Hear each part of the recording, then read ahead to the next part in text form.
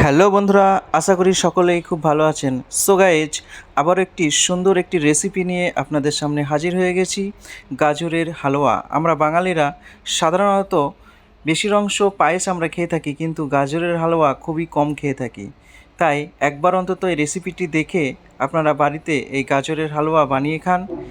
দেখবেন যে আমরা ল্যাচ্চা ১-১৫০ টাকা কিলোতে কিনে থাকি, তার থেকেও অনেক বেটার স্বাদ কিন্তু।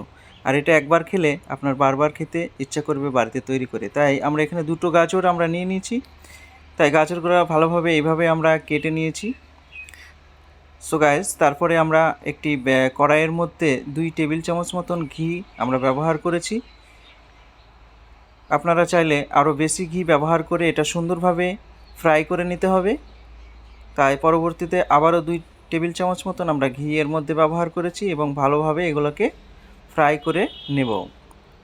সো গাইস, সুন্দরভাবে ফ্রাই করা হয়ে আসলে এরপর আমরা গরুর দুধ জাল দিয়ে রেখেছিলাম এবং সেই দুধ এর মধ্যে আমরা ঢেলে দিয়েছি প্রায় ২৫০ ml মতো। তারপর এর মধ্যে আমরা দিয়েছি লবঙ্গ এবং দারচিনি আর এলাচ। সো গাইস, এর সঙ্গে আরও দেবো আমরা ক্ষীরখেজুর এবং কিশমিশ, কাঠবাদাম বা পাস্তা বাদাম বা কাজু বাদাম এর সঙ্গে অ্যাড করা যেতে পারে। আপনারা চাইলে সেগুলোও অ্যাড করে দেবেন।